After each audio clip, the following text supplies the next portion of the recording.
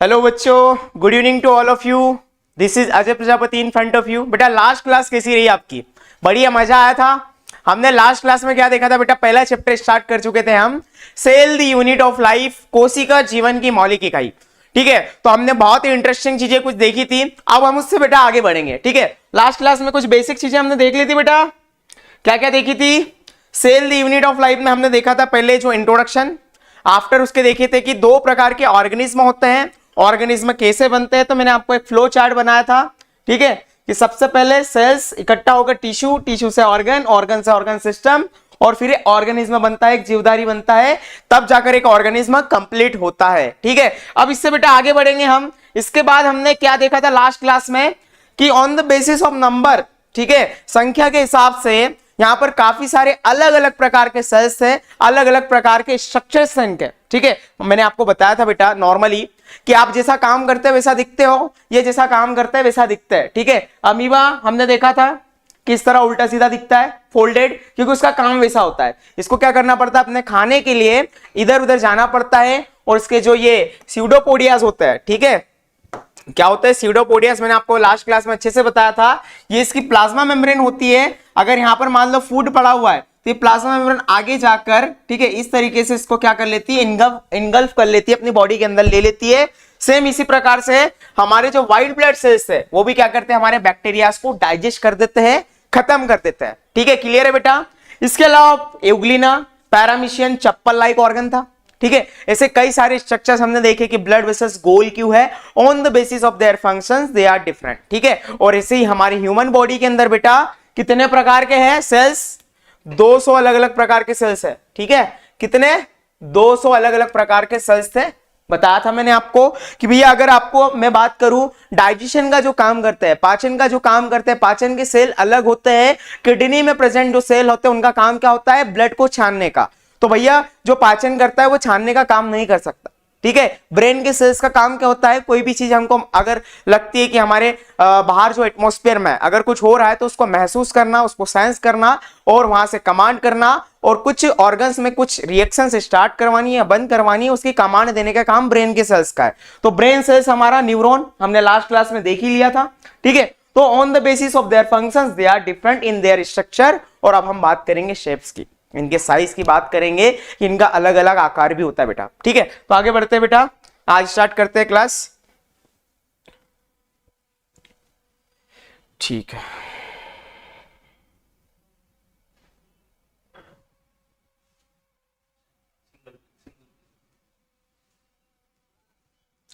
चलो ठीक है बेटा, स्टार्ट करते हैं।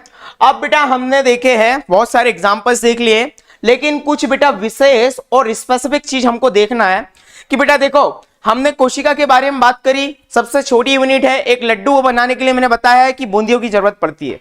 एक बिल्डिंग को बनाने के लिए काफी सारी ईंटों की जरूरत पड़ती है। और बेटा अगर मैं बात करूं 2000 का नोट है या 1000 का नोट है तो उसके लिए आपको पहले 1 रुपया, ठीक है, ऐसे काफी सारे रुपए इकट्ठे होकर 2000 का नोट बनेगा। ठीक है, उसी तरह बेटा हमारा जो शरीर है या कोई भी लिविंग फॉर्म है, ठीक है, जिसमें जान है, जिसमें जीवन है, उसको बनाने के लिए आपको सबसे मेन जो चीज रिक्वायर्ड होती है या जरूरी होती है वो है सेल। और सेल के बिना ये चीज पॉसिबल नहीं है। ठीक है, सेल ही वो सारी चीज करता है जो एक जीवन के लिए रिक्वायर्ड होती है। ठीक है, अब आगे बढ़ेंगे बेटा, बहुत ही स्पेशल चीजें हैं जो आपको नीट जैसी बड़ी कॉम्पिटिटिव एग्जाम, अभी इंडिया की अगर मैं बात करूं तो इंडिया में सबसे बड़ी कॉम्पिटिटिव एग्जाम कौन सी है? नीट की है। मैं टफेस्ट एग्जाम की बात नहीं कर रहा हूं बेटा, टफेस्ट यूपीएससी है, ठीक है, आईआईटी भी आती है। मैं कॉम्पिटिटिव एग्जाम की बात कर रहा हूं। कॉम्पिटिशन लास्ट ईयर बेटा 22.5 लाख एप्लीकेशन फॉर्म थी, इस साल 28 या 30 लाख पहुंच जाएगी, तो सोच लो। ठीक है, तो उस लेवल की अगर आपको तैयारी करना है तो आपको 11वीं से ही पढ़ना चालू करना पड़ेगा बेटा। 11वीं और 12वीं ही उसका बेस है। आपने अगर 11वीं ऐसी निकाल दी तो 12वीं में तुम खूब कोशिश कर लो, कुछ नहीं होगा। और जो फ्रेशर्स होते हैं 11वीं 12वीं के बेसिस पर इस नीट को एग्जाम को निकाल लेते हैं, वो एक अटेम्प्ट में ही निकाल लेंगे और बढ़िया उनका लाइफ आगे का चलना चालू हो जाता है। ठीक है, और 12th के बाद जो ड्रॉप लेता है वो 1 साल लेता है, फिर 2 साल लेता है, 5 साल तक के ड्रॉपर्स भी बेटा मैंने इंदौर शहर में रेलवे स्टेशन पे घूमते देख लिए। अगर आप 5 स्टूडेंट निकालोगे उसमें से 3 ड्रॉपर मिलेंगे बेटा। ठीक है, तो ये स्थिति है। तो आप सोच लो आपको तैयारी किस लेवल की करनी है और कब से करनी है, तो यही राइट टाइम है बेटा, हम पढ़ने वाले हैं। ठीक है, तो हम ये चीजें स्टार्ट करते हैं, आगे बढ़ते हैं। ठीक है, अब मैं अगर बात करूं बेटा, यहां पर देखो इंपोर्टेंट एग्जांपल्स, ठीक है। अब कोशिका से रिलेटेड हमने काफी सारे एग्जांपल देख लिए, अलग अलग स्ट्रक्चर्स देख लिए। हमने सबसे पहले बैक्टीरिया को देखा, ठीक है, उसके बाद अमीबा को देखा, पैरामीशियम को देखा, न्यूरॉन सेल्स को देखे, व्हाइट ब्लड सेल्स देखे, रेड ब्लड सेल्स देखे, सारे एग्जांपल्स देख लिए। अब कुछ स्पेसिफिक चीज हम पढ़ने जा रहे हैं। यहां पर क्या लिखा है बेटा, स्मॉलेस्ट सेल, ठीक है। अब कोशिकाओं की तो बात कर ली, ठीक है। सेल में भी अगर बात करूं कोशिका की, तो कोशिका सबसे छोटी कोशिका कौन सी है, आप बता सकते हो कोई सबसे छोटी कोशिका या सबसे छोटा बैक्टीरिया? मतलब आपको पता चल चुका है कि सबसे छोटा बैक्टीरिया ही सबसे छोटी कोशिका है, भले ही वो अब प्रोकैरियोटिक होगा या यूकैरियोटिक होगा, ठीक है। अभी हम पढ़ने वाले हैं नेक्स्ट क्लास में difference between prokaryotic and eukaryotic cells, ठीक है। यहां पर अगर मैं सबसे छोटी कोशिका की बात करूं बेटा, सबसे छोटी, ठीक है। नॉर्मली हमको कोशिका आंखों से नहीं दिखती, हमको उसको सूक्ष्मदर्शी माइक्रोस्कोप की मदद से देखना पड़ता है, यस और नो। तो बेटा ये सबसे छोटी कोशिका का नाम अगर मैं लूं, तो सबसे छोटी कोशिका जो आपकी है वो है माइकोप्लाज्मा। क्या है? Mycoplasma gallisepticum. मैंने आपको जिस तरह बताया बेटा, किसी भी लिविंग ऑर्गेनिज्म, ठीक है, जिसमें जान है, ठीक है, अगर हम उसका नाम लेंगे तो उसका नॉमेनक्लेचर होता है, उसको एक नाम दिया गया है। हम भी बेटा ह्यूमंस है, हमारा भी नाम दिया गया है, हम क्या है, होमोसेपियंस है। मैं अगर बात करूं बेटा, कॉकरोच भी उठाऊं या मेंढक भी उठाऊं, उसका भी एक साइंटिफिक नेम है, क्योंकि इनमें क्या होती है, जान होती है। मेंढक का साइंटिफिक नेम मैंने बताया था आपको, राना टिग्रीना। कॉकरोच का पैराप्लेनेटा अमेरिकाना। यहां तक कि प्लांट्स में भी हर एक स्पीसीज का साइंटिफिक नेम है बेटा। पीपल का पेड़ है फाइकस रिलीजियोसा, हमारे रिलीजन से बिलोंग करता है, धर्म से बिलोंग करता है, ठीक है। फाइकस बैंगलेंसिस बरगद का पेड़, ठीक है। इसके बाद मैं बात करूं आपके ओनियन की, प्याज हम खाते हैं, ब्रासिका रापा, ठीक है। आपने मटर खाई होगी, ठीक है, पाइसम सतीवम, ठीक है। इसके बाद अगर मूली की बात करूं, राफाना सतीवस, ठीक है। गाजर की बात करूं, डक्कस कैरोटा। तो हर चीज का बेटा एक साइंटिफिक नेम है। और ये जो सबसे छोटा बैक्टीरिया है, सबसे छोटा बैक्टीरिया जो है, इसका भी एक साइंटिफिक नेम है। और साइंटिफिक नेम क्या है इसका? माइकोप्लाज्मा गैलीसेप्टिकम, ठीक है। ये पहला जो वर्ड होता है बेटा किसी भी साइंटिफिक नेम में, ये जो पहला वर्ड होता है ये होता है जीनस उसका, और ये होता है इसकी स्पीसीज, ठीक है। तो आने वाले चैप्टर्स में हम जब वर्गीकरण करेंगे जीवों का, उसमें हम देखेंगे कि साइंटिफिक नेम हम किसी भी ऑर्गेनिज्म को अगर खोजते हैं तो किस प्रकार से देते हैं, ठीक है। अभी तो नाम जान लो, आपको काफी है। अब इसके बारे में अगर मैं स्पेशल चीज बताऊं तो बेटा ये सबसे छोटा कोशिका होने के साथ साथ, सबसे छोटा सेल होने के साथ साथ सबसे छोटा बैक्टीरिया भी है, ठीक है। बैक्टीरिया आपको पता है कैसे होता है, ठीक है। बैक्टीरिया सिंगल सेलुलर होते हैं। मैंने आपको लास्ट क्लास में बताया है कि बैक्टीरिया एक कोशिकीय होते हैं। इनकी पूरी बॉडी बेटा एक कोशिका से मिलकर बनी होती है, और जीने के लिए, जीवन प्रक्रम करने के लिए ये अपने एक कोशिका के अंदर सारे प्रक्रम कर लेते हैं, लाइफ प्रोसेसेस कर लेते हैं। कौन कौन सी? पाचन भी कर लेते हैं, उत्सर्जन भी कर लेते हैं, रिप्रोडक्शन भी कर लेते हैं, और रेस्पिरेशन जैसी सारी गतिविधियां ये अपने एक कोशिका के अंदर कर लेते हैं। जबकि ये इनकम्प्लीट होते हैं, पूरी तरह से कंप्लीट नहीं होते, दे आर प्रोकैरियोटिक, ठीक है। और यहीं अगर मैं बात करूं माइकोप्लाज्मा के बारे में, हम और भी कुछ अच्छी चीजें जानते हैं। माइकोप्लाज्मा को बेटा हम एक और नाम से जानते हैं, जिसका नाम है पीपीएलओ। पीपीएलओ बोले तो प्लूरो निमोनिया लाइक ऑर्गेनिज्म, जीवधारी। देखो भैया, पीपीएलओ के नाम से भी जाना जाता है PPLO, pleuro pneumonia like organism. Pleuro pneumonia बेटा एक समय निमोनिया जो डिसीज थी ना, जैसे अभी कोरोना महामारी गई है, उसी प्रकार कुछ सालों पहले, कुछ शताब्दियों पहले प्लूरो निमोनिया या प्लेग जैसी महामारी भी आया करती थी, और ये पूरे के पूरे गांव शहर को क्या कर देती थी, तहस नहस करके चले जाती थी। उसमें से ही एक डिसीज हमारी प्लूरो निमोनिया भी थी, ठीक है, प्लेग भी थी। ऐसी कई सारी बेटा बीमारियां आई है, और इन्होंने तबाह करके गए पूरे शहरों को, ठीक है। तो उसमें से निमोनिया भी एक डिसीज थी, ठीक है। तो बेटा हम यहाँ निमोनिया की बात क्यों कर रहे हैं बेटा? जो माइकोप्लाज्मा एक बैक्टीरिया है। अब नॉर्मली में अगर बात करूं, पैथोजेंस जो होता है, पैथोजेंस वो कहलाते हैं जो हमको बीमार करके जाते हैं।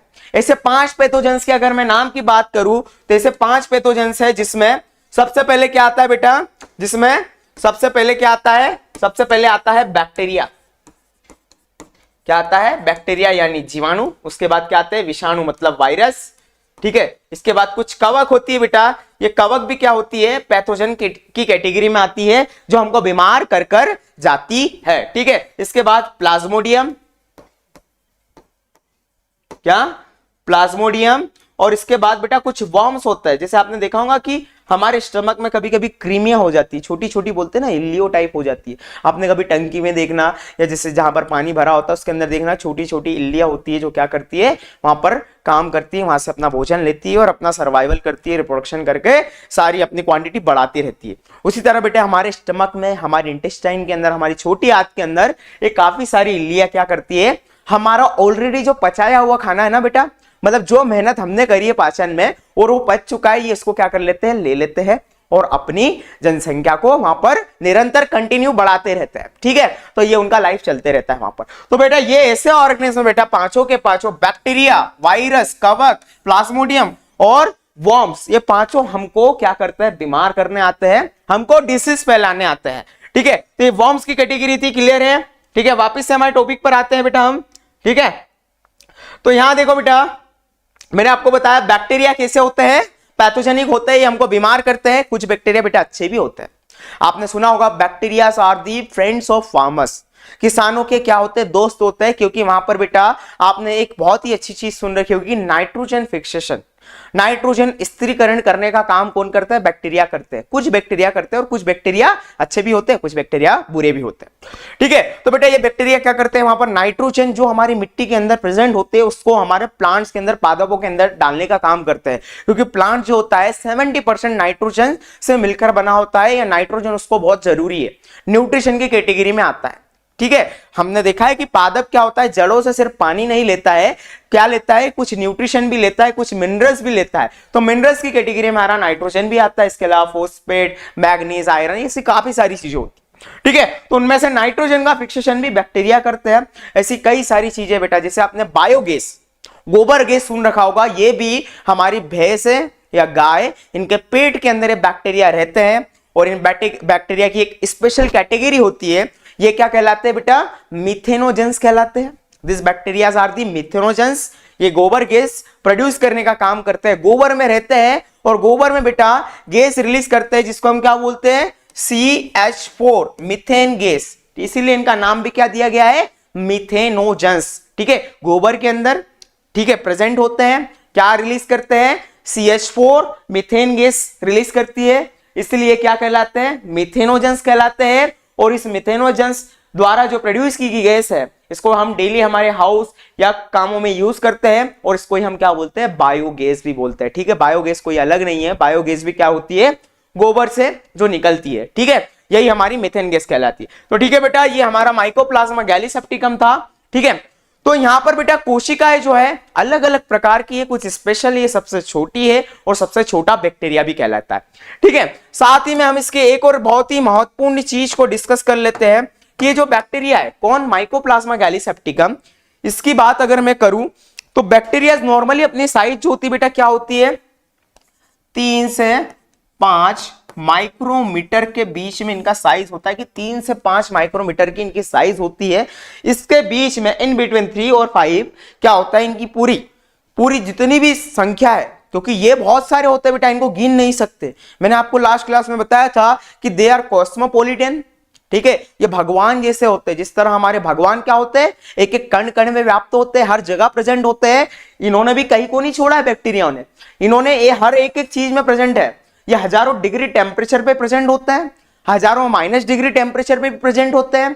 ये जो एसिड हमने देखा, एसिड कैसा होता है, किसी के मुंह पर डाल दो या किसी की बॉडी पर डाल दो तो जल जाता है, उस एसिड के अंदर भी ये जीवित रहते हैं। हजारों माइनस डिग्री टेम्परेचर जहां पर बर्फ होता है, ठीक है, साउथ पोल या नॉर्थ पोल, वहां जो इतनी बर्फ है उसके अंदर भी ये जीवित रहते हैं। ये दलदल के अंदर प्रेजेंट होता है। 1000 डिग्री टेम्परेचर किसको बोलते हैं, ये उसमें भी प्रेजेंट होता है। तो सोचो, इनके पास प्रोटेक्टिव सिस्टम है, इनके पास इनकी सेल वॉल होती है, कोशिका भित्ति होती है, जो इनको ऐसी जगहों पर क्या करती है, प्रोटेक्ट करती है, इनको मदद करती है जीवित रहने में, सर्वाइवल के लिए। ठीक है, तो बैक्टीरिया बड़े गजब है, सभी जगह प्रेजेंट है। इन्होंने ना कहां पर छोड़ा है, इन्होंने ना बेटा मिट्टी को छोड़ा, किसको छोड़ा, ना मिट्टी को छोड़ा, एक मिनट, ठीक है, इन्होंने मिट्टी को नहीं छोड़ा, इन्होंने पानी को नहीं छोड़ा, इन्होंने ना मिट्टी छोड़ी, ना पानी छोड़ा, और ना ही बेटा आपकी हवा या वायु को छोड़ा। ठीक है, ये तीनों जगह प्रेजेंट है। आप बताओ कौन सी चीज बची, ठीक है। तो बेटा बैक्टीरिया बहुत ही बड़े गजब होते हैं, आने वाली क्लास में हम बैक्टीरिया को बड़ा डिटेल में पढ़ने वाले, बड़ा इंटरेस्टिंग टॉपिक है और बड़े इंटरेस्टिंग होते हैं बैक्टीरिया, कई प्रकार के होते हैं और कई सारे होते हैं जिनको हम गिन नहीं सकते, देख नहीं सकते नॉर्मली अपनी आंखों से।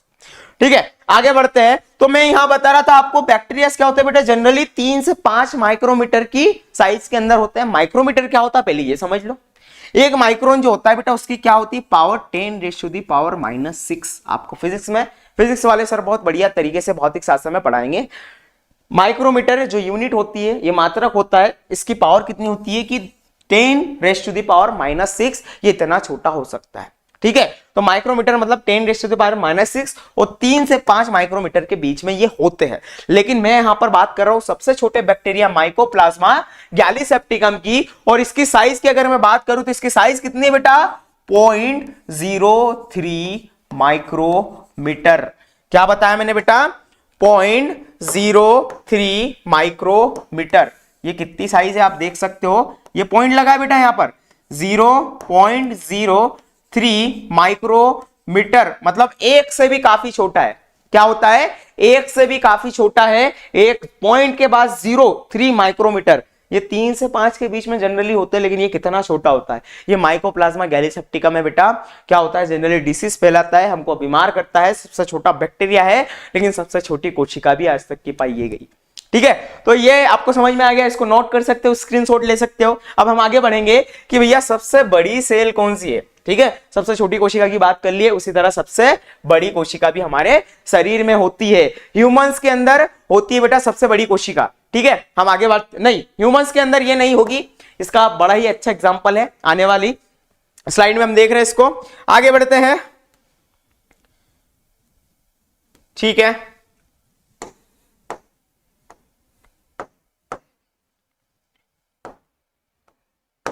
ठीक है बेटा, तो बिगेस्ट सेल, ठीक है, सबसे बड़ी कोशिका आप बता सकते हो कौन सी बेटा, सबसे बड़ी कोशिका अभी तक नॉर्मली जिसको हम आंखों से देख सकते हैं। तो सबसे बड़ी कोशिका की अगर बात करूं, सबसे बड़ी बेटा अभी तक की सबसे बड़ी कोशिका जो है उसका नाम बड़ा ही अच्छा है, आपने सुन रखा होगा, शुतुरमुर्ग। देखिए आपने, ओस्ट्रिच जो होती है उसका जो एग होता है, उसका अंडा, मतलब शुतुरमुर्ग का अंडा जो है बेटा, ये क्या होता है, सबसे बड़ी कोशिका अभी तक की पाई गई है। अंडा जो एग है ना बेटा, वो एक सिंगल कोशिका है। सोचो, उस कोशिका के अंदर आपके माइटोकॉन्ड्रिया सारी चीजें मिल जाएगी, एक सिंगल सेल है और अभी तक का सबसे बड़ा सेल या सबसे बड़ी कोशिका कहलाता है। कौन, शुतुरमुर्ग का अंडा बेटा। तो शुतुरमुर्ग का अंडा क्या है बेटा, हमारी सबसे बड़ी कोशिका है। ठीक है, अगर मैंने आपको जिस तरह माइकोप्लाज्मा का बताया था कि उसका साइज क्या होता है, जनरली 0.003 माइक्रोमीटर है, लेकिन इसके अगर मैं बात करूं तो इसका जो साइज है, इसका साइज कितना है बेटा, इसका साइज है 170 माइक्रोमीटर। ठीक है, 170 माइक्रोमीटर, और माइक्रोमीटर मतलब क्या होता है, 10⁻⁻⁶। ठीक है, ये माइक्रोमीटर देखो 170 कहां बेटा, 0.03 माइक्रोमीटर और कहां 170 माइक्रोमीटर। ठीक है, 170 कितना बड़ा है, और ये तो एक भी कंप्लीट नहीं हुआ अभी। ठीक है, तो काफी छोटा बैक्टीरिया था और काफी बड़ा सेल। ठीक है, जमीन आसमान का अंतर है बेटा दोनों में, बैक्टीरिया में और शुतुरमुर्गे के अंडे में। तो लिख लो बेटा जल्दी से, आगे करते हैं।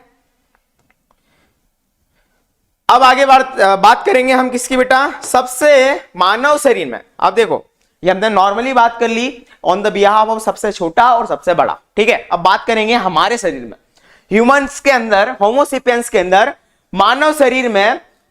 ठीक है, सबसे लंबी कोशिका, तो मैंने अभी आपको एक चीज बताई थी, इस लंबी कोशिका का नाम है, हमारे बॉडी के अंदर, हमारे शरीर के अंदर सबसे लंबी जो कोशिका होती है हम उसको बोलते हैं न्यूरॉन। क्या बोलते हैं, न्यूरॉन। लंबी, हमने देखा था ना कि हमारे को जो भी बाहर की चीजें महसूस होती, चाहे गर्म है ठंडी है, ठीक है, हमको ठंडी लग रही है, गर्मी लग रही है, जो भी चीज महसूस होती है वो किसकी बदौलत होती है, न्यूरॉन्स की बदौलत, तंत्रिकाओं की बदौलत। किसकी बदौलत, तंत्रिकाओं की मदद से हम सारी चीजें जान पाते हैं। तो यही जो बेटा तंत्रिका है, ठीक है, ये हमारी बॉडी में सबसे लंबी होती है। और लास्ट क्लास मैंने आपको इसका स्ट्रक्चर दिखाया था, स्ट्रक्चर किस तरीके से था बेटा, ये न्यूरॉन्स देख सकते हो आप, कैसे दिख रहे हैं आपको न्यूरॉन्स, बहुत ही लंबे दिख रहे हैं। ये पूरे बेटा जाल की तरह हमारे शरीर के एक एक हिस्सों में प्रेजेंट होता है। ठीक है। और इनकी खासियत ये है बेटा कि अगर किसी तरह अगर एक्सीडेंट हो या कुछ ऐसी घटना हो जाए जिससे आपके बॉडी में से अगर ये सेल्स डैमेज हो जाते हैं, एक्सीडेंट मान लो आपकी उंगली टूट गई या फिर डैमेज हो गया, स्किन काफी सारी डैमेज हो गई, जहां चोट ज्यादा लग जाती है, तो वहां के बेटा ये न्यूरॉन्स मर जाते हैं। और न्यूरॉन्स अगर एक बार आपकी बॉडी से हट गए या मर गए तो उसके बाद ये पुनर्जीवित नहीं होते, रीजनरेशन की प्रॉपर्टी इनके अंदर नहीं होती है। तो बेटा संभाल के रहिए कि आप इन चीजों से बचे, कहीं पर भी जाए तो सावधानी का ध्यान जरूर रखें, ठीक है। तो न्यूरॉन्स बड़ी अच्छी चीज है बेटा। न्यूरॉन्स क्या होते हैं, काफी लंबे होते हैं। हमारे ह्यूमन बॉडी जो है उसके अंदर सबसे लंबे सेल्स कहलाते हैं, लंबी कोशिकाएं कहलाती है, ठीक है। और लंबी क्यों जरूरी होती है, क्योंकि इसका काम होता है कि कोई भी अगर घटना घट रही है, मान लो आपके ऊपर कोई गर्म पानी गिर गया और आपका हाथ चलने वाला है, तो आपकी बॉडी को ये बताएगा कौन कि हाथ हटाना चाहिए, तो ये न्यूरॉन्स मैसेज पहुंचाते हैं ब्रेन को। और ब्रेन क्या कमांड करता है, भाई हार्ट इस मसल्स को वापिस से मैसेज भेजता है न्यूरॉन्स की मदद से कि मसल्स वहां से तुम काम करो और अपने हाथ को वहां से हटा लो, नहीं तो हाथ जल जाएगा, ठीक है। तो इनको ये काम बहुत ही जल्दी करना पड़ता है, कुछ ही सेकंड्स में करना पड़ता है, इसलिए न्यूरॉन्स क्या होते हैं, काफी लंबे होते हैं। और अपना जो इंपल्स होता है एक न्यूरॉन से दूसरे न्यूरॉन पे जंपिंग के थ्रू क्या करते हैं, ये एक दूसरे न्यूरॉन्स को पहुंचाते रहते हैं, ठीक है। तो neurons are the longest cell in our human body, ठीक है। क्लियर है बेटा, आगे बढ़ते हैं। समझ में आ रहा है, मजा आ रहा है, नई चीजें जानने को मिल रही है बेटा। अब बात करेंगे बेटा ह्यूमन बॉडी के अंदर सबसे छोटी कोशिका, मानव शरीर में सबसे छोटी कोशिका और मानव शरीर में सबसे बड़ी कोशिका। अभी हमने लंबी देख चुके हैं, तो सबसे छोटी कोशिका की अगर मैं बात करूं या सबसे बड़ी कोशिका की बात करूं, तो बेटा यहां पर हमको रिप्रोडक्टिव सिस्टम में आना पड़ेगा कि यहां पर बेटा सबसे बड़ी कोशिका जो होती है, सबसे बड़ी कोशिका मानव के अंदर फीमेल्स के अंदर होती है। और फीमेल्स के अंदर बेटा जो एग होता है, फीमेल जो एग होता है, जिसको हम क्या नाम से जानते हैं, ओवा या ओवम, ठीक है। ओवा या ओवम, या हम इसको बोल सकते हैं अंडा, ठीक है, अंडाशय, ठीक है। ये क्या होती है, सबसे बड़ी कोशिका मानव के अंदर होती है। और वहीं अगर सबसे छोटी कोशिका की बात करूं तो सबसे छोटी कोशिका क्या होती है बेटा, ये भी मानव के अंदर जो गोनेट्स होते हैं, जो सेक्स सेल्स कहलाते हैं या गैमेट कहलाते हैं, युग्मक कहलाते हैं। ये भी एक युग्मक है और ये भी एक युग्मक है। और ये युग्मक कौन सा है, शुक्राणु, ठीक है। शुक्राणु क्या होते हैं, सबसे छोटे होते हैं। अगर इनमें इनके साइज की बात करूं तो आपने इनमें जमीन आसमान का बेटा अंतर होता है। और अंतर कितना होता है कि यहाँ ये अगर एक उआ है, ठीक है, ये एक अगर उआ है, ये एक सेल है, तो उसके कंपैरिजन में जो स्पर्म होता है बेटा काफी छोटा होता है। कितना छोटा होता है, इतना छोटा होता है, ठीक है। ये एक स्पर्म है या शुक्राणु है, ठीक है। ये दोनों में इतना अंतर होता है, ठीक है। ये शुक्राणु है और ये हमारा एग है, ठीक है। तो इन दोनों की साइज में काफी अंतर है। मानव में सबसे बड़ी कोशिका ये वाली और सबसे छोटी कोशिका कौन सी, स्पर्म यानी शुक्राणु, ठीक है। शुक्राणुओं को क्या बोलते हैं इंग्लिश में बेटा, स्पर्म भी बोलते हैं। और यही क्या कहलाते हैं बेटा, हमारे युग्मक कहलाते हैं। युग्मक यानी ये दोनों मिलकर क्या बनाते हैं, फिर एक बेबी को बनाते हैं। यहाँ के जो गुणसूत्र होते हैं 23 और यहाँ के जो 23 गुणसूत्र होते हैं, जो जेनेटिक मेटेरियल होता है, दोनों मिलकर तब जाकर हमारे 46 क्या करते हैं, गुणसूत्रों को कंप्लीट करते हैं और एक जाइगोट बनता है। और जाइगोट बनने के बाद फिर क्या होता है बेटा, एक बेबी का डेवलपमेंट होता है। एक बच्चे का माता के पेट में क्या होता है, 9 मंथ तक डेवलपमेंट चलता है और भ्रूण बनते बनते बनते फिर बच्चा कंप्लीट होता है, ठीक है। तो ये सारी जानकारी वैसे हमारे क्रोमोसोम्स के अंदर होती है। तो आपको समझ में आ गया सबसे छोटी कोशिका और सबसे बड़ी कोशिका। बहुत ही इंटरेस्टिंग चीजें बेटा, आने वाली क्लासेस में हम उनको डिटेल में पढ़ने वाले, ठीक है। अभी कुछ स्पेसिफिक टॉपिक हम उठा रहे थे इसलिए। अब लास्ट में बेटा क्या बचता है, लास्ट में एक ही चीज बचती है और लास्ट में क्या है कि सबसे अभी हमने बात करी थी कि 2 प्रकार के जीवधारी होते हैं। कितने प्रकार के जीवधारी होते हैं बेटा, 2 प्रकार के जीवधारी है, ठीक है। एक होते हैं एक कोशिकी और एक होते हैं बहुकोशिकी, ठीक है। एक कोशिका से जिसका शरीर मिलकर बनता है एक कोशिका कहलाते हैं। और जिसकी बॉडी में कई सारी कोशिकाएं होती है, तब जाकर उसमें उत्तक बनते हैं, उत्तक से फिर अंग बनते हैं, अंग से अंग तंत्र बनता है और अंग तंत्र के बाद क्या बनता है, एक पूरा जीवधारी बनता है, ऑर्गेनिज्म बनता है, ठीक है। तो बेटा यूनिसेलुलर, ठीक है, एक कोशिकी मतलब जिसकी बॉडी में सिर्फ एक कोशिका है, जैसे बैक्टीरिया, अमीबा, इनकी बॉडी एक कोशिका से मिलकर बनी है, ठीक है। हम यूनि भी बोल सकते हैं, सेलुलर मतलब एक सेल, ठीक है, एक सिंगल सेल से मिलकर कोई बॉडी बनना। तो यहां पर हम काय की बात कर रहे हैं, शैवाल की बात कर रहे हैं। काय की बात कर रहे हैं, शैवाल की बात कर रहे हैं, एल्गी की बात कर रहे हैं। नॉर्मली अगर मैं बात करूं शैवाल क्या होती है, तो आपने देखा होगा जहां पर भी पानी होता है या नदी तालाब में आपने देखा होगा हरी हरी काई आपको नजर आती है, वो क्या होती है बेटा, अलगी भी होती है, शैवाल भी होती है, इसके अलावा वहां पर कवक भी प्रेजेंट होती है। लेकिन जो हरी हरी आपको दिखाई देती है वो क्या होती है, शैवाल होती है। तो नॉर्मली अगर मैं बात करूं शैवाल की, ठीक है, शैवाल जो होती है या एल्गी, ठीक है, एल्गी या शैवाल, बेटा एल्गी हमारे पादपों की गिनती में आती है। काय की गिनती में आती है, पादपों की गिनती में आती है। मतलब एल्गी एक पादप है, एक प्लांट है, ठीक है। और प्लांट की बेटा खासियत है, जंतुओं की और पादपों की खासियत क्या है कि ये क्या होता है बेटा, बहुकोशिकीय होते हैं। इनका जो शरीर होता है, इनका जो शरीर होता है, ठीक है, इनकी बॉडी क्या होती है, कई सारी कोशिकाओं से मिलकर बनी होती है। लेकिन ये एकमात्र ऐसा प्लांट बोल सकते हैं, एकमात्र ऐसी कोशिका बोल सकते हैं, या एकमात्र ऐसा जीवधारी बोल सकते हैं जो सिर्फ एक कोशिका से मिलकर बना होता है। इसलिए बेटा ये स्पेसिफिक है, एक कोशिका से मिलकर बनी है ये शैवाल, इसलिए इसका नाम क्या है, एसिटाबुलरिया। क्या नाम है, एसिटाबुलरिया। ये क्या होती है, यूनिसेलुलर एल्गी, यानी एक कोशिकीय एल्गी, ठीक है, एक कोशिकीय जीवधारी होता है। लिख लो, बड़ा इंपॉर्टेंट है बेटा, नीट में पूछा गया है काफी सालों से। तो ये कुछ स्पेसिफिक चीजें थी, आपको समझ में आ रही बेटा, ठीक है, लिख लो, इसको स्क्रीनशॉट ले लो, फिर हम आगे बढ़ते हैं।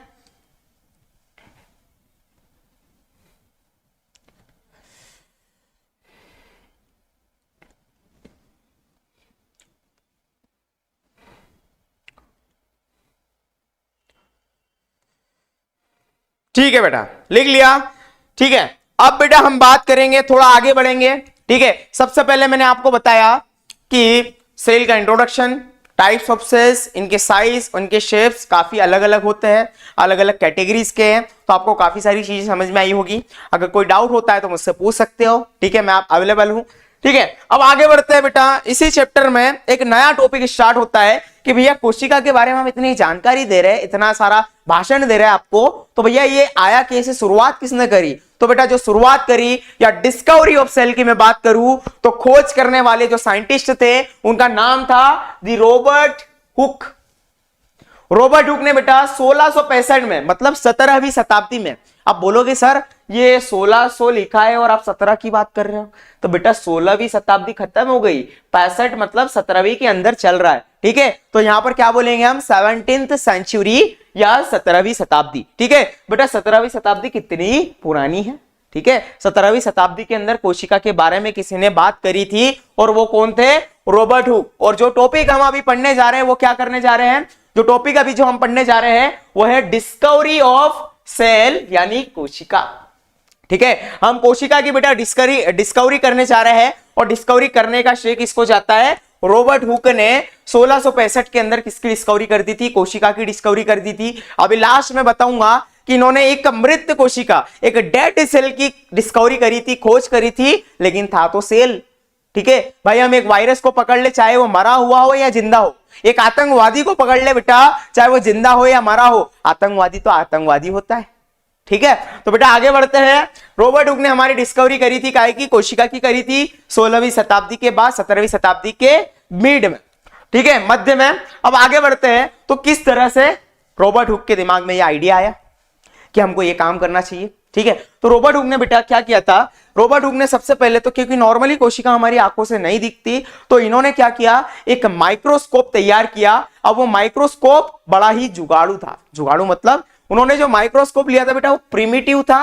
क्या था, प्रिमिटिव बोले तो प्राचीन, प्रिमिटिव बोले तो पुराना, ठीक है, या बोल सकते हैं इनकम्प्लीट, ठीक है, या बोल सकते हैं बेटा हम एक जुगाड़ का माइक्रोस्कोप।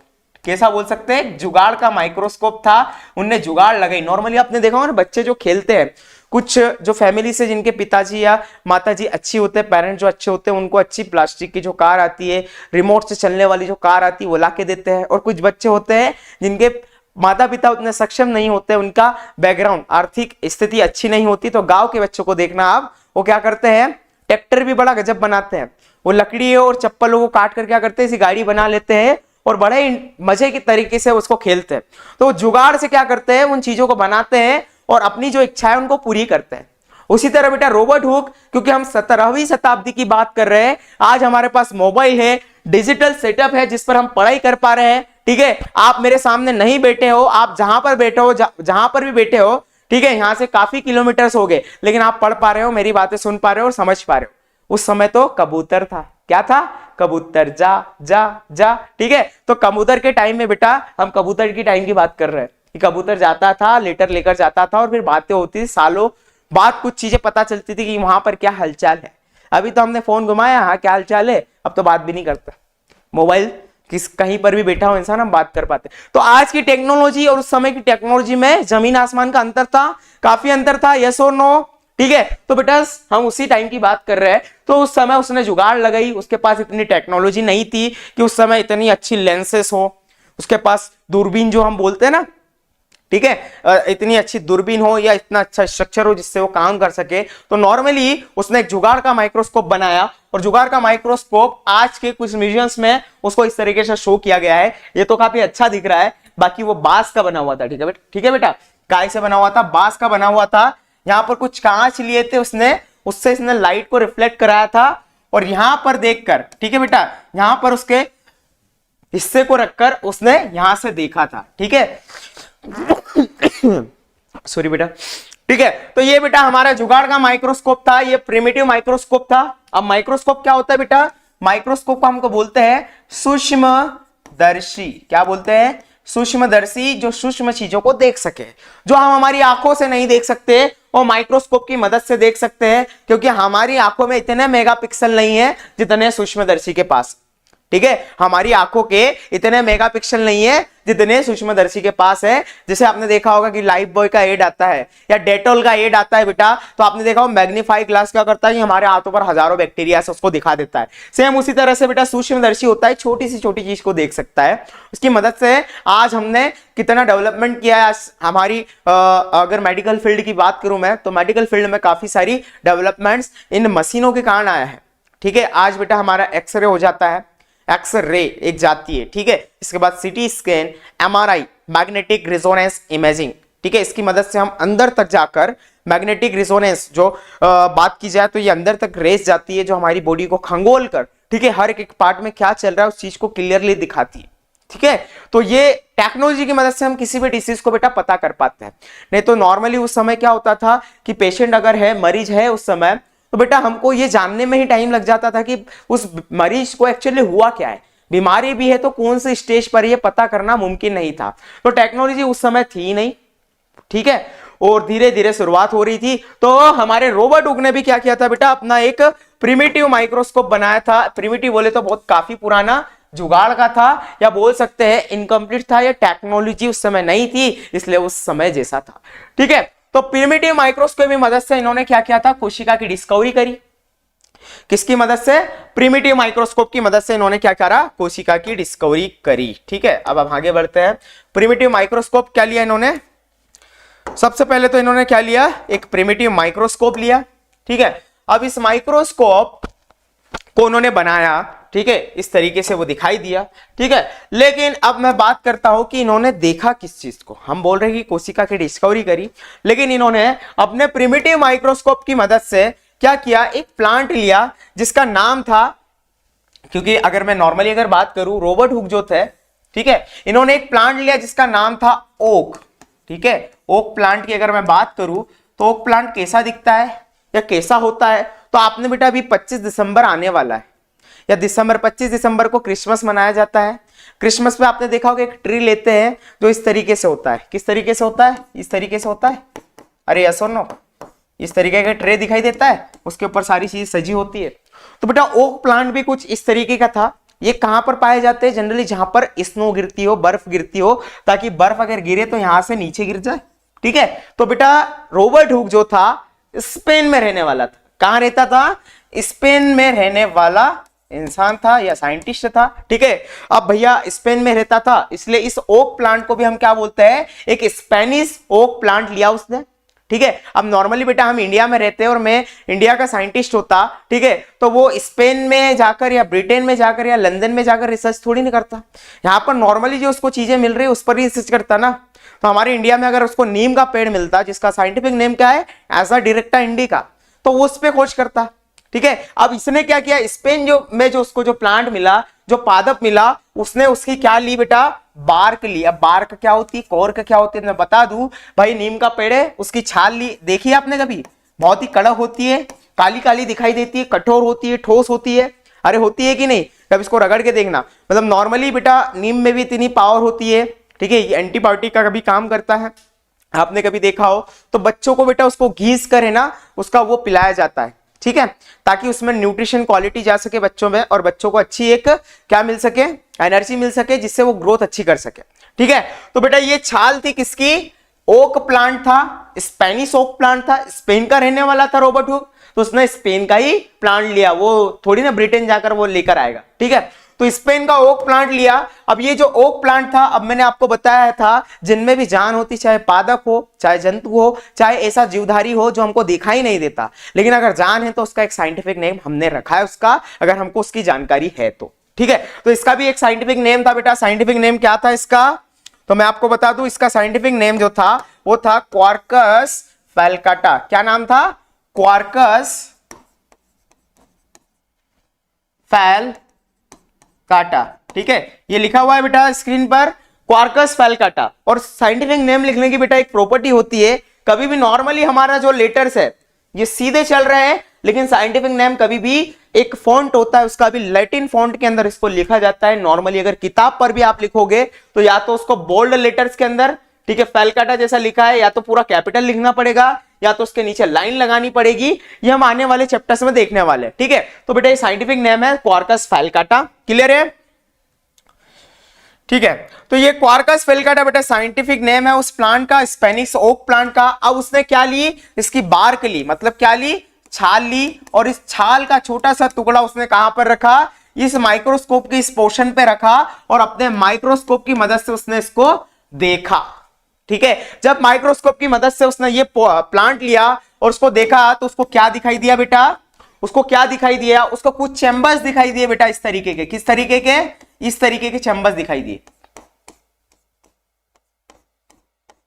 अब ये चैम्बर्स कैसे थे बेटा, जिसकी 6 साइड्स उसको दिखाई दे रही थी आराम से, और ये 6 साइड्स आपको जो दिखाई दे रही है बेटा, ये आपने अगर देखा हो तो रॉबर्ट हुक ने जो सेल को देखा वो किस तरह दिखाई दे रहा था, जिसे मधुमक्खी का छत्ता हो। आपने मधुमक्खी का छत्ता देखा, उसमें ये हेक्सागोनल कंपार्टमेंट्स आपको दिखते हैं, 6 साइड दिखती है। ये इमेज दिख रही है बेटा आपको, इस इमेज में क्लियरली दिख रहा है कि मधुमक्खी का छत्ता कैसा होता है। उसी तरह से जब उसने इस छाल को ली अपने माइक्रोस्कोप, अपने जुगाड़ के माइक्रोस्कोप में जब उसने देखा तो उसको कैसे दिखाई दिए कि मधुमक्खी का छत्ता दिखाई दे रहा है। ऐसे कई सारे ऐसे कंपार्टमेंट्स बने हैं, ऐसे कई सारे ऐसे कंपार्टमेंट्स या कमरे बने हुए हैं जो मधुमक्खी के छत्ते में दिखाई देते हैं। सेम उसी तरह से उसको ये दिखाई दे रहे थे, और ये स्ट्रक्चर कुछ नहीं थे बेटा, यही स्ट्रक्चर जो था हमारी कोशिका थी या पादप कोशिका थी। उस छाल में प्रेजेंट जो स्ट्रक्चर्स दिखाई दे रहे थे यही कोशिका थी। क्योंकि उस समय रॉबर्ट हुक बेटा कहां रहता था, स्पेन में रहता था। तो स्पेन में बेटा हमारी ये हिंदी थोड़ी ना लैंग्वेज चलती थी, वहां के लोग स्पेनिश लैंग्वेज बोलते थे। तो उसने उस समय स्पेनिश लैंग्वेज में इसका नाम क्या रखा था, इस एक छोटे से कंपार्टमेंट का, क्योंकि बेटा एक कमरे जैसा दिख रहा था, एक चेंबर जैसा दिख रहा था, तो इसका उसने नाम दिया था, और उसका नाम क्या था बेटा, सेल्यूली। क्या नाम दिया था, सेल्यूली, स्पेनिश लैंग्वेज में नाम दिया था, जिसका हिंदी में या इंग्लिश में हम क्या करें, अनुवाद करें तो क्या पता चलता है, एक छोटा सा कमरा, क्या क्या, अ लिटिल रूम, ठीक है भाई, छोटे छोटे रूम दिखाई दे रहे थे। और किस तरह दिखाई दे रहा था, जैसे मधुमक्खी का छत्ता हो, ठीक है। रॉबर्ट हुक ने जो डिस्कवरी करी उसने क्या बताया कि जो सेल्स होते हैं, कोशिका होते हैं, ऐसे चैम्बर्स दिखाई दे रहे हैं। और ये एक कमरा बेटा क्या होता है, एक छोटा सा जो कमरा उसने दिखाई दिया, उसका नाम उसने क्या रखा, सेल्यूली, जिसका मतलब था एक छोटा सा कमरा। और यही क्या था बेटा, हमारी कोशिका थी। आने वाले समय में जैसे जैसे माइक्रोस्कोप जो थे इनमें टेक्नोलॉजी बढ़ती गई, हम किसी भी चीज को डीप में जाकर, अंदर तक जाकर देखने लग गए, ठीक है। तो तब जाकर हमको पता चला कि ये जो स्ट्रक्चर की बात रॉबर्ट हुक कर रहे थे उस समय, वो कोशिका ही थी। ठीक है। लेकिन बेटा यहां पर एक छोटी सी चीज है कि जिस कोशिका की हम बात कर रहे हैं या नीम के पेड़ की बात करें, स्पेनिश ओक प्लांट जो लिया था, इनकी जो छाल थी, जनरली अगर तुम पादपों में देखो जो छाल के जो सेल्स होते हैं, कोशिकाएं होती है, वो ठोस होती है, कठोर होती है। ठीक है, वो कठोर इसलिए होती है क्योंकि बेटा वो मरी हुई होती, they are dead cells, they are, वो जो सेल्स होते हैं मरे हुए होते हैं, कोशिकाएं वहां की मरी हुई होती है। तो रॉबर्ट हुक ने कोशिका की डिस्कवरी तो कर दी, ठीक है, लेकिन एक मरी हुई कोशिका की डिस्कवरी करी। तो रॉबर्ट हुक ने क्या किया, एक डेड सेल की डिस्कवरी करी। इंपॉर्टेंट है बेटा, क्वेश्चन पूछा जाता है, याद रखना। और उसको ये चैम्बर्स कैसा दिखाई देते, हेक्सागोनल। हेक्सागोनल मतलब जिसकी 6 साइड हो, 1 2 3 4 5 6, इस तरीके के कंपार्टमेंट्स। क्लियर है बेटा। अब देखो नॉर्मली बेटा अगर मैं बात करूं तो आपने देखा होगा कोई भी साइंटिस्ट जब कहीं भी काफी सालों से मेहनत करता है या इतनी सारी स्टडी करता है, पहले तो खुद का माइक्रोस्कोप बनाया, ठीक है, सारी चीजें करता है, तो एक चाहता है ना कि अपना नाम हो, फेम हो, प्रसिद्धि मिले उसको। तो अपना नाम हो, फेम हो, सारी चीजें बताने के लिए क्या करता है वो अपना जो डाटा था, अपना रिसर्च सालों की मेहनत को क्या करता है उस समय, क्योंकि आज जो हमारे पास संसाधन है कि जिसके थ्रू हम हमारी बात लोगों तक कह सके, उस समय ये संसाधन नहीं थे, ठीक है। इसलिए उसने उस समय जो एक साइंटिफिक मैगजीन चला करती थी, और उस मैगजीन का नाम क्या था बेटा, उस मैगजीन का नाम था माइक्रोग्राफिया। क्या नाम था बेटा, ये नीचे लिखा हुआ है बेटा स्क्रीन पर, क्या नाम था, माइक्रोग्राफिया। माइक्रोग्राफिया बेटा वो मैगजीन थी जिसके अंदर उसने क्या किया था, अपना सारा डाटा, अपनी सारी स्टडी को क्या किया था, पब्लिश किया था, और दुनिया को बताया था कि भैया कोशिका होती है, पादप जो होते हैं कोशिकाओं से मिलकर बने होते हैं, और यही उनकी इकाई कहलाती है, ठीक है। उस समय उसके नोवेल पर उसने बोला था, ठीक है। उसको उस समय यह नहीं पता था कि इसके अंदर भी न्यूक्लियस होता है, केंद्रक होता है, या इसके अंदर और भी ऐसे स्ट्रक्चर्स होते हैं जिनके अंदर सारी चीजें, उसको यह पता चला था कि भाई एक छोटा सा हिस्सा है, ठीक है, इन चीजों से मिलकर बनी होती। मान लो एक बिल्डिंग बनाना है तो ईंटों से मिलकर एक बिल्डिंग बनी है, लेकिन अब उस ईंट के अंदर भी क्या क्या है वो चीज का ज्ञान नहीं था, क्योंकि इस माइक्रोस्कोप में इतनी ताकत नहीं थी कि वो अंदर जाकर देख सके। जुगाड़ का माइक्रोस्कोप था बेटा, ठीक है। नॉर्मली बच्चे क्या करते हैं, रिमोट कंट्रोल कार लेते हैं, ठीक है, उसको खेलते हैं, और कुछ बच्चे होते हैं खुरापाती, क्या करते हैं, नॉर्मली लकड़ी को तोड़कर या चप्पलों को काटकर चक्के बना लेते हैं, और उससे वो बड़ा एंटरटेनमेंट करते हैं, पूरे गांव में मस्ती मचाते हैं, ठीक है। तो बेटा वो जुगाड़ थी, और ये ऑलरेडी बनी बनाई टेक्नोलॉजी की मदद से बनाया था। तो बेटा ये जुगाड़ का माइक्रोस्कोप था। और कब की बात कर रहे हैं हम, 17वीं शताब्दी की, जब हमारे इस दुनिया की अगर बात करें तो इस समय टेक्नोलॉजी नहीं आती। आपने देखा होगा कि जो राइट ब्रदर्स थे उन्होंने भी कब, 1800 में, ठीक है, 18वीं शताब्दी में या 19वीं शताब्दी के आते आते क्या किया था, हवाई जहाज का निर्माण किया था, और उसको पहली बार उड़ाया था, ठीक है। तो टेक्नोलॉजी काफी बाद में आई। रॉबर्ट हुक तो बेटा 17वीं शताब्दी में भी 1665 में बात कर रहा है, ठीक है। तो बेटा समझ में आया, यहां पर हमने क्या करी, डिस्कवरी करवाई, किसने डिस्कवरी करी, किसने, रॉबर्ट हुक ने करी। अरे यस और नो, डिस्कवरी किसने करी, रॉबर्ट हुक ने करी। भले ही एक काय की करी, भले ही एक डेड सेल की करी, भले ही मरा हुआ कोशिका था वो, ठीक है, वो कोशिका कैसी थी, मरी हुई थी, ठीक है। तो भैया यहाँ खोज करने का श्रेय किसको जाता है, रॉबर्ट हुक को। यहां पर बेटा माइक्रोस्कोप को बनाने का श्रेय भी किसको जाता है, रॉबर्ट हुक को। अब यहां एक चीज समझो कि डिस्कवरी या खोज, रॉबर्ट हुक ने बेटा दोनों चीज करी है। एक तो डिस्कवरी करी कोशिका की, भले मरे हुए सेल की करी, लेकिन साथ में एक और चीज करी उन्होंने, और वो क्या किया बेटा, इन्वेंशन। इन्वेंशन किया किसका, इन्वेंशन मतलब क्या होता है बेटा, आविष्कार, ठीक है। नॉर्मली अगर मैं बात करूं आविष्कार क्या होता है, खोज क्या होती है, तो आपको पता होगा हमने जो बल्ब बनाया है, हमने नहीं बनाया, मतलब जो हमारे साइंटिस्ट थे थॉमस अल्वा एडिशन, पता है किसी को, एडिशन ने बेटा बल्ब की क्या करी थी, खोज करी थी कि बनाया था, बेटा बनाया था, ठीक है। खोज करना अलग होता है और बनाना अलग होता है। मैं यही आपको बताना चाहता हूं कि भैया डिस्कवरी क्या होती है, ऑलरेडी भैया कोई चीज पड़ी हुई है जमीन के अंदर और हम उसको ढूंढ लाए, तो हमने उसको ढूंढा है, हमने उसको खोजा है, ये डिस्कवरी होगी, ठीक है। और इन्वेंशन क्या होगा, जिसको हमने बनाया है, बल्ब को हमने बनाया, ये मिट्टी में पड़ा हुआ नहीं मिला, ठीक है। तो इन्वेंशन क्या है, मोबाइल को हमने बनाया है, कंप्यूटर्स हमने बनाए हैं, ये इन्वेंशन कहलाती है, आविष्कार कहलाता है। और मान लो आपको डायनासोर की हड्डी मिल गई है, कहां पर, जमीन के अंदर, तो हमने उसको वो खोजा है, ठीक है, ये कोशिकाएं ऑलरेडी थी, ठीक है, तो हमने उसको खोजा है। मान लो आपको एक कोई ऐसा पादप मिल जाता है जिसके बारे में आज तक हमको कोई जानकारी नहीं है, कोई ऐसा प्लांट मिल जाता है जिसके बारे में आज तक हमको कोई पता नहीं था, तो बेटा वो डिस्कवरी कहलाती है। आपने देखा होगा कि टीवी में भी जो होता है एक डिस्कवरी चैनल आता है, उसके अंदर एक बंदा होता है, क्या करता है, जंगलों में घूमता है, नए नए जो ऑर्गेनिज्म होते हैं, जीवधारी होते हैं, उनको लेता है, वो उनके बारे में थोड़ी जानकारी रखता है, उनको खाता है। तो वहां पर डिस्कवरी चैनल पर नए नए जानवरों को दिखाया जाता है जिनको हम खोज रहे हैं, ऑलरेडी प्रेजेंट है, वो कुछ बना नहीं रहा है, उसके हाथ में कुछ भी नहीं होता है, वो तो नॉर्मल छोटे मोटे औजार लेके जाता है, चाकू वगैरह छोटी मोटी चीजें, जिससे वहां पर वो जीवन यापन कर सके, ठीक है। तो बेटा डिस्कवरी में और इन्वेंशन में अंतर आपको पता चल गया, ठीक है। लेकिन यहां पर बात करें रॉबर्ट हुक की, तो रॉबर्ट हुक ने बेटा दोनों काम किए। इसने अपनी इन्वेंशन माइक्रोस्कोप सूक्ष्मदर्शी की मदद से डिस्कवरी करी, किसकी बेटा, इस कोशिका की। अरे यस और नो, रॉबर्ट हुक डिस्कवरी करने वाला भी था और इन्वेंटर भी था, उसने इन्वेंशन भी किया पहले, तब जाकर डिस्कवरी करी, किसकी मदद से, इस माइक्रोस्कोप की मदद से। जुगाड़ का माइक्रोस्कोप था, पुराना था, प्राचीन था, लेकिन था तो सही, ठीक है। तो बेटा बड़ा ही योगदान रहा इस रॉबर्ट हुक की मदद से ही बेटा आज हम मेडिकल फील्ड में इतने आगे बढ़ पाए हैं। हमारे पास अगर टेक्नोलॉजी से आ गई है या हम ह्यूमन शरीर के बारे में इतना कुछ जान पाए हैं, किसके कारण जान पाए हैं, रॉबर्ट हुक के बारे में जान पाए हैं। और ये सारा ज्ञान डाटा उसने अपनी एक मैगजीन माइक्रोग्राफिया के थ्रू पूरी दुनिया को बताया था। तो बेटा क्लियर है आपको, ठीक है। और यहां पर एक चीज और याद रखो, इस सेल्यूली आपको दिख रहा है, सेल्यूली उसने स्पेन में उसको बोला था कि छोटा सा कमरा है, इसको हमने क्या नाम दिया, लेटर ऑन जैसे जैसे साइंस एंड डेवलपमेंट आता रहा, हमने और भी सारी चीजों को स्टडी करा और काफी सारी जानकारी निकाली, तब हमने इसका नाम क्या रख दिया, सेल या कोशिका, जो हमारे जीवन की क्या है, मौलिक इकाई है, ठीक है। बेटा क्लियर है, तो यहां आपकी डिस्कवरी खत्म होती है, ठीक है। तो इसको नोट कर लीजिए, एक स्क्रीनशॉट लेकर रख लीजिए, ठीक है। फिर हम आगे बढ़ते हैं अपने अगले टॉपिक पर, ठीक है।